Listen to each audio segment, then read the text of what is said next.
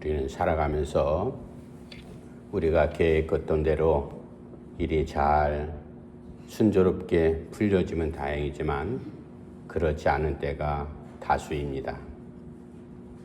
그렇게 건강하던 사람이 하루아침에 병든 몸으로 입원을 하고 우리가 밤새 안녕이라는 그러한 우려와 걱정도 있듯이 어제까지도 건강했는데 오늘 갑자기 부고장을 우리가 받는 일도 일어납니다. 그렇게 기뻤던 사람이 한순간에 슬픔의 나락으로 떨어지는 일도 있죠. 인생이란 우리가 예측할 수 없는 것이 우리의 인생 여정이기도 합니다. 성도도 바로 이러한 이때 잠언에 우리가 읽진 않았지만 1절부터 9절까지의 말씀 보면은 28가지의 이러한 때를 솔로몬을 통해서 우리에게 말씀해 주고 있습니다. 태어날 때가 있고 죽을 때가 있고 기쁠 때가 있고 슬플 때가 있고 건강할 때가 있고 아플 때가 있고 사랑할 때가 있고 미워할 때가 있고 전쟁이 일어날 때가 있고 평화가 있을 때가 있고 그리고 찢을 때가 있고 다시 붙일 때가 있고 다양한 우리 인생사에서 일어날 수 있는 그러한 때, 그것을 우리 성도들의 입장에서 이 때를 어떻게 우리가 해석을 할 수 있는가 하면은 하나님께서 우리를 움직이시는 하나님의 시간, 우리 인생의 페이지를 넘기는 그 바로 그 시간과 순간을 이때라고 우리가 그렇게 표현할 수가 있습니다. 이때는 인생 살아가는 모든 사람들에게 예외 없이 다 찾아오는 다양한 순간들입니다. 그러나 하나님의 백성인 성도들은 이때를 우리가 어떻게 잘 살아가야 될 것인가? 나는 하나님의 백성으로서 그리스도인으로서 오늘 솔로몬을 통해서 우리에게 주시는 인생의 때, 성도의 때는 우리가 무엇이 다른가? 이 때를 어떻게 우리가 행복하게 하나님의 백성답게 살아가야 될 것인가? 이제 말씀을 통해서 우리가 상고하면서 하나님께서 우리에게 주신 이때, 이제 금년도 벌써 11월 중순입니다. 달, 보름 남짓한 이 시간 동안에 우리가 한 해를 어떻게 마무리해야 될 건가? 정말로 세월이 쏜살처럼 그렇게 지나는 것이 인생입니다. 어릴 때는 왜 빨리 어른이 되지 않을까? 그렇게 기다림과 조바심이 있었지만 그러나 1살, 2살 나이가 들어가면서 왜 이렇게 시간이 빠르게 지나지?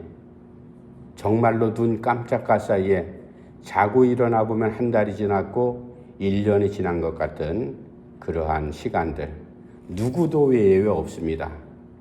그러나 순간순간 우리가 신앙의 자리에서 한순간 한순간 그 때를 어떻게 지나야지 정말로 하나님께 칭찬받는 백성으로 살아갈 것인가?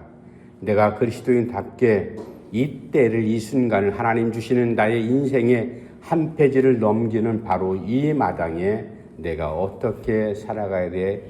정말로 이 때를 잘 살았다 그렇게 우리가 칭찬받을 수가 있고 사람들에게 인정도 받을 수가 있을까? 내 스스로가 행복할 수가 있을까? 이제 우리가 이 본문 말씀을 통해서 솔로몬은 지혜의 사람이죠. 자기 아버지께 받은 신앙의 교훈도 있습니다. 아버지의 인생을 파노라마처럼 아마 수십 번도 더 들었을 거예요. 그리고 자기도 그러한 인생 살아갔습니다. 그 인생 가운데 하나님 주신 지혜를 통해서 이 전도서를 통해서 우리에게 지혜로운 믿음의 사람들 어떻게 인생의 때를 살아가야 될 것인지 들려주고 있습니다. 이제 말씀 돌아가서 우리가 정말로 인생 성도의 때를 어떻게 살아야 될 건가? 그리고 그 인생의 때는 무엇을 의미하는가? 10절, 11절 말씀 제가 한번 읽어드릴게요. 10절, 11절 하나님이 인생들에게 노고를 주사 애쓰게 하신 것을 내가 보았노라. 하나님이 모든 것을 지으실 때 때를 따라 아름답게 하셨고 또 사람들에게는 영혼을 사모하는 마음을 주셨느니라. 그러나 하나님이 하시는 일의 시종을 사람으로 측량할 수 없게 하셨도다. 아멘. 하나님께서 인생들에게 노고를 주셨다. 노고라는 건 죽어라 하고 일하는 수고로움만 의미하지 않습니다. 인생 살아가면서 누구든지 숙제를 안고 살아가잖아요. 그러한 숙제를 모든 인생들에게 허락해 주셨다. 우리가 학교에서 숙제를 안고 집에 오면은 때로는 쉬운 숙제는 쉽게 풀 수 있지만 어려운 숙제는 정말로 머리를 끙끙끙 골머리를 아프면서 이 숙제를 이걸 어떻게 풀어야 될까? 다음 주까지 선생님이 해오라고 그랬는데 이 숙제를 일주일간 정말로 고민하면서 그렇게 우리가 숙제를 풀어가지 않습니까? 하나님께서 우리에게 주신 숙제라는 것은 인생, 그 인생사를 너희들이 살아가는데 여러 가지 그러한 때가 있을 것이다. 그 때를 정말로 지혜롭게 잘 그 숙제를 해결하라. 이제 오늘 본문 말씀 가운데 특별히 11절 말씀 가운데 솔로몬을 통해서 이렇게 고백합니다. 하나님께서 모든 것들을 만드실 때 아름답게 만드셨다. 모든 것을 만드신 것은 창조주 하나님, 만드시는 하나님의 손길이죠. 그 하나님의 손길, 그래서 오늘 첫 번째 인생의 그리고 성도의 때는 하나님의 손길이 머무를 때, 바로 그때가 우리 인생의 때인데 이것은 신앙인들이 특별히 고백하는 내용 아니겠어요? 하나님께서 내 인생의 기간 동안 내 그 순간순간 그때 하나님의 손길이 나에게 머무신다. 우리가 이 고백을 잘 할 줄 알아야 됩니다. 내 인생 내가 살아가는데 누가 참견이야? 간섭하지 마라. 나 혼자 너끈히 모든 것을 해결할 수 있어. 그렇게 사람들이 외치다가도 어느 순간 많은 사람들의 도움의 손길을 받지 않습니까? 특별히 우리가 하나님의 손길을 이미 간접적으로 체험을 했습니다. 어릴 때 태어나서 갓난아기 때 부모의 손길이 우리에게 늘 항상 있지 않습니까?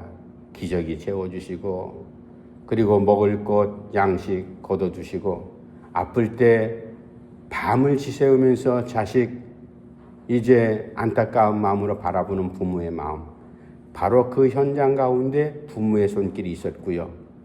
학교 입학을 하고 이제 청소년을 지나는 동안에 얼마나 속을 썩입니까? 걱정을 많이 끼칩니까? 철부지드는 것을 모르죠. 그러나 부모님은 그때 그 순간에도 여전히 자식의 그 아픈 현장에 성장하는 고통 가운데 늘 항상 그 손길이 함께 있었다.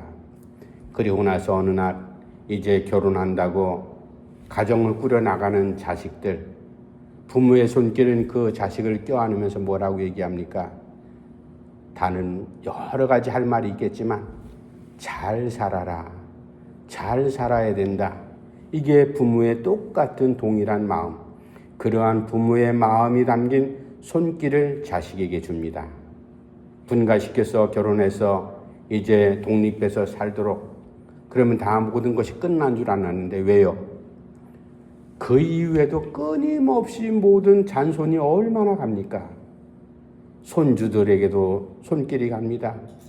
다 큰 성인이 되고 어른이 된 자식에게도 계속해서 노심초사 손길이 갈 수밖에 없죠.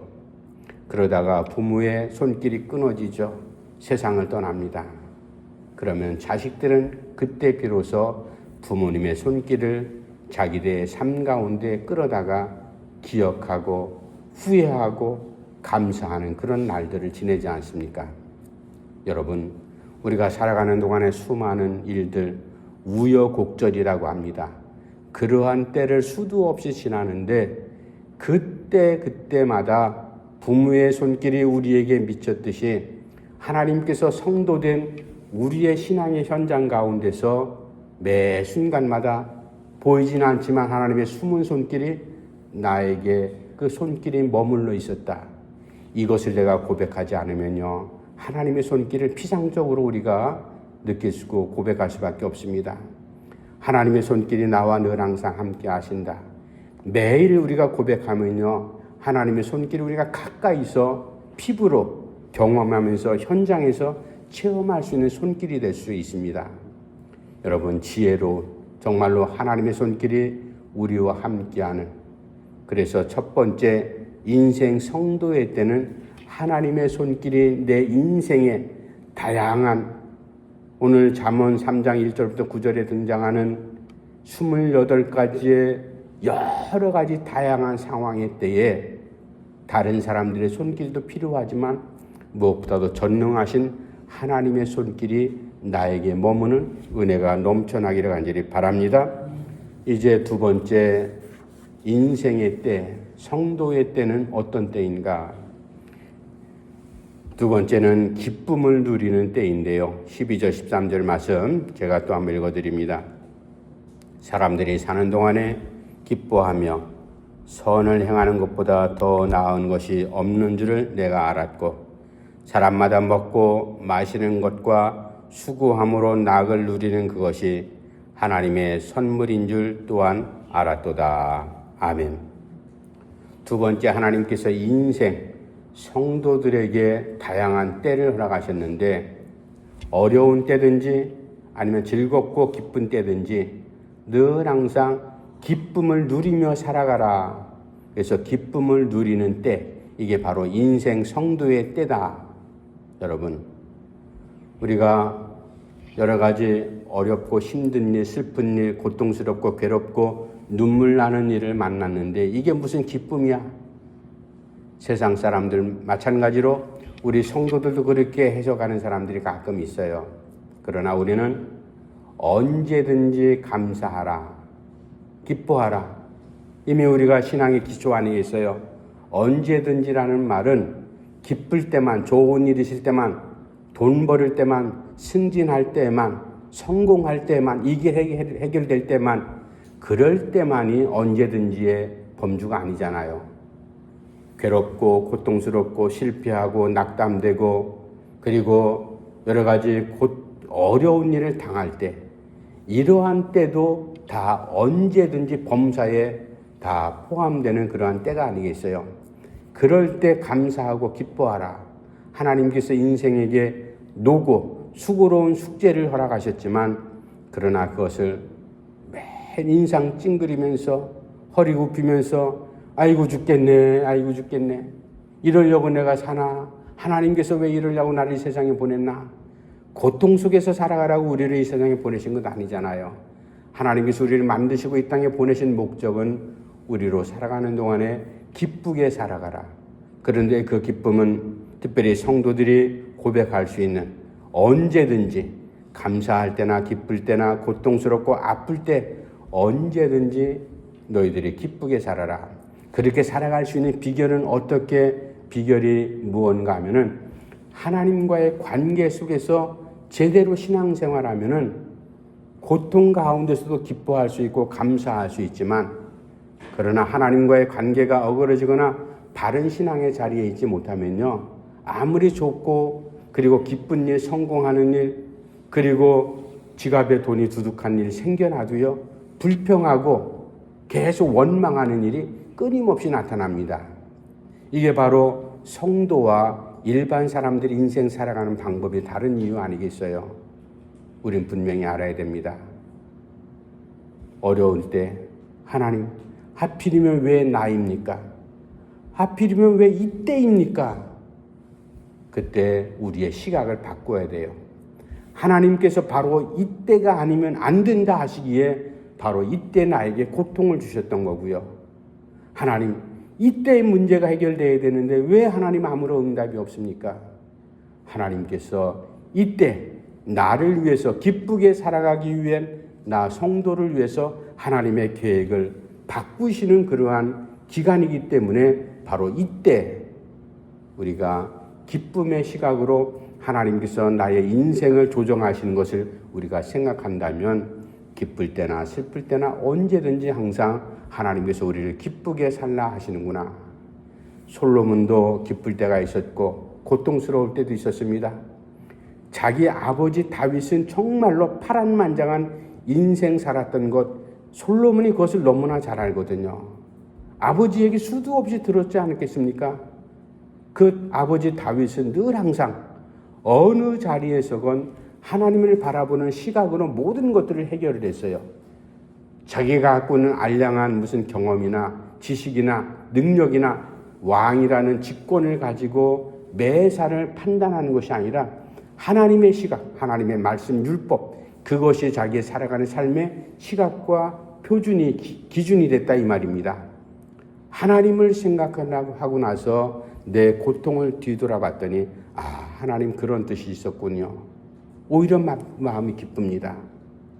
또 감사한 일, 승승장구하는 일, 전쟁에서 승리할 때 하나님 앞에 하나님을 생각했더니 하나님, 나에게 부족한 나에게 용기를 주시고 힘을 주셔서 내가 골리앗을 쓰러뜨렸습니다.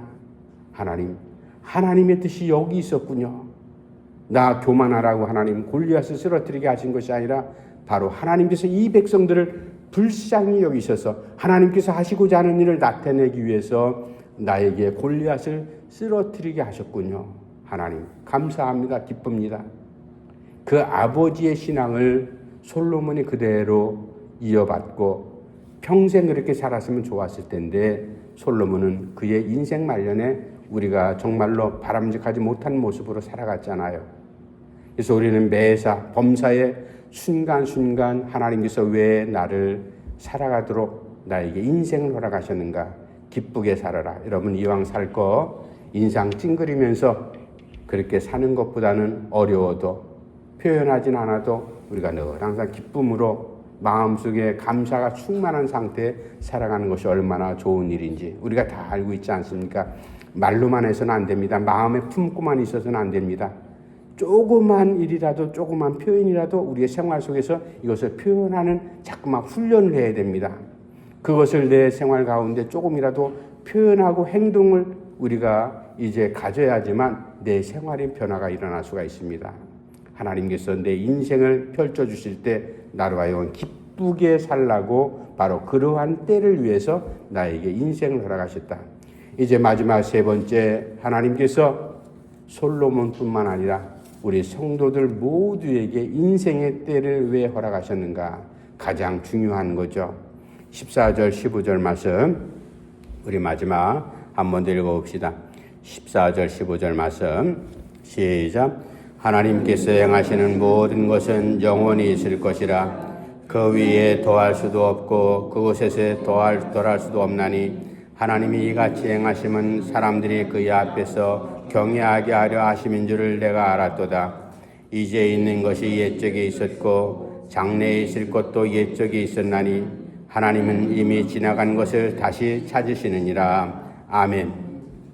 세 번째, 솔로몬을 통해서 우리에게 너희 인생들아, 특별히 하나님의 백성 성도들을 향해서 너희 인생들을 내가 허락한 이유, 내가 너희들을 만들고 이 땅에 살도록 하는 이유는 무엇보다도 나를 경외하게 하려고 내가 너희들에게 인생을 허락했다. 바로 이때를 허락했다. 이때는 잠깐 동안이 시간적으로 볼 때 뭐 단 몇 초도 될 수가 있고 몇 달이 걸릴 수도 있고 한 과정을 지나는 내 인생의 한 페이지를 넘기는 그러한 기가 막힌 드라마 같은 그러한 일이 일어날 수도 있어요.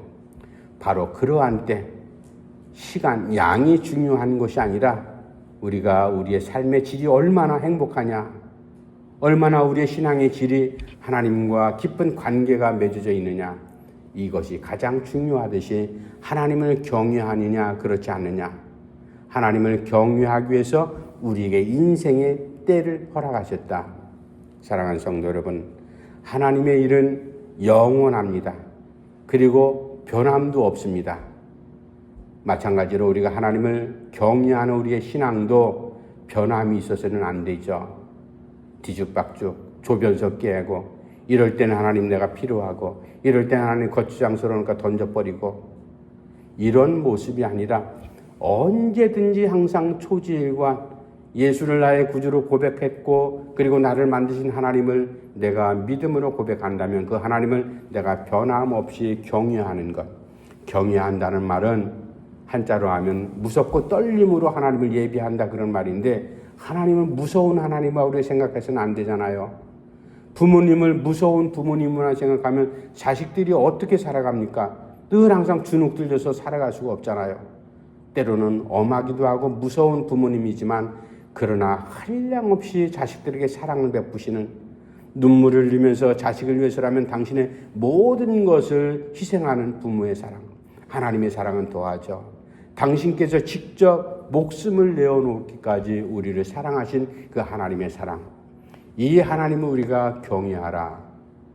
하나님은 우리에게는 옛 과거도 있고 현재도 있고 미래도 있듯이 하나님 앞에는 모든 것들이 하나님의 계획 가운데 이제 이루어진다. 하나님을 경외하고 하나님을 예배하는 우리 성도들의 삶 얼마나 중요한지, 우리가 마지막 장례하는 순간에 하나님을 예비했고 한평생 짧은 인생 살았던, 아니면 넉넉한 인생을 살았던 모두 다 아쉬움 속에서 어떻게 고백합니까? 하나님 앞에서 고인이 신앙으로 잘 살다 갔습니다. 우리도 그것을 배우게 하옵소서. 그렇게 기도하고 교훈을 얻지 않습니까? 우리가 믿음으로 어떻게 인생의 때를 지나가야 될 것인가? 앞에서 말씀드렸듯이 1절부터 9절까지 28가지의 다양한 때, 기쁠 때, 슬플 때, 태어날 때, 죽을 때, 싸울 때, 평화로울 때, 찢을 때, 다시 합칠 때, 뭐 별의별 때가 다 있어요. 그러한 때마다 누구를 생각하라? 하나님을 경외하는 신앙을 생각하라. 바로 이 말입니다. 그러면은 내 생각대로 일이 펼쳐지거나 내 생각대로 평화가 오거나 내 생각대로 사랑이 오는 것이 아니라 하나님의 방법으로 평화와 사랑과 다시 합치는 것과 돕는 것과 모든 것들이 내가 생각하고 내가 경험했던 것보다 훨씬 더 좋은 방법으로 그렇게 모든 것들이 이루어진다. 바로 그러한 때 하나님을 경외하는 성도들에게 꼭 필요한, 바로 오늘 본문 말씀을 통해서 솔로몬을 통해서 우리에게 주시는 하나님의 이 인생의 지혜로운 때 어떻게 지나야 될 것인지, 연말이지만 몇 달, 며칠 남지 않았지만 또 새해를 우리가 기대하면서 새해를 바라보면서 하나님의 계획을 소망하면서 바로 내 인생 가운데 펼쳐질 하나님의 이때, 작년에는 내가 괴로울 때 또 기쁠 때 그런 일이 있었지만 내일은 하나님께서 나에게 괴로운 일이 일어날 때 어떻게 나를 운행하시는가? 내가 기쁠 때 하나님의 방법은, 하나님의 목적은 무엇일까? 그때를 내가 신앙으로 하나님을 경외하는 믿음의 자리에서 그때를 잘 페이지를 써내려가는 지혜로운 여러분들이 꼭 되기를 간절히 바랍니다. 이제 말씀 정리합시다. 인생, 호흡하는 모든 하나님의 형상을 갖고 태어난 사람 모두가 다 소중하고 존귀한 존재죠. 그러나 똑같은 인생일 수가 없습니다. 왜냐하면 하나님을 고백하느냐, 예수 그리스도를 나의 구주로 고백하느냐, 상당히 중요한 문제입니다. 그래서 우리는 제가 가로치고 성도의 때 이렇게 했습니다. 성도도 남들과 똑같이 한 인생 살아갑니다. 그 성도로서의 때, 분명히 구별된 그러한 때일 겁니다. 하나님께서 하나님의 손길이 그 순간순간 그때마다 머물러 계시는 바로 그때, 그리고 고통 가운데서도 기쁨과 감사가 있는 바로 그러한 때, 하나님 없이 나 혼자 살아가는 인생이 아니라 하나님을 경외하는 지혜로운 하나님의 백성된 그러한 때를 우리가 잘 지혜롭게 살아가는 그러한 삶이 되기를 간절히 바랍니다. 기도합시다. 하나님 아버지, 은혜를 감사함을 드립니다. 인생의 수많은 여러 가지 상황 가운데서 하나님께서 저희들 태어날 때부터 지금 살아가고 있고 마지막 죽는 순간까지 하나님께서 우리와 함께 하실 줄 분명히 믿습니다. 모든 것이 심을 때가 있으면 뽑을 때가 있고, 죽일 때가 있으면 치료할 때도 있고, 헐 때가 있으면 세울 때도 있고, 울 때가 있으면 웃을 때도 있다. 주님, 솔로몬을 통해서 우리에게 그러한 인생의 때를 말씀해 주셨는데, 우리가 이때 이러한 저러한 때 그 순간의 상황을 지날 때마다 하나님 저희들을 기억해 주시옵소서. 저희들을 위로해 주시옵소서. 새 힘을 하나님 허락해 주시옵소서. 그래서 복된 인생 성도의 때를 잘 살아갈 수 있도록 성령께서 도와주시옵소서. 예수님의 이름으로 간절히 기도하옵나이다. 아멘. 찬송가 430장 찬송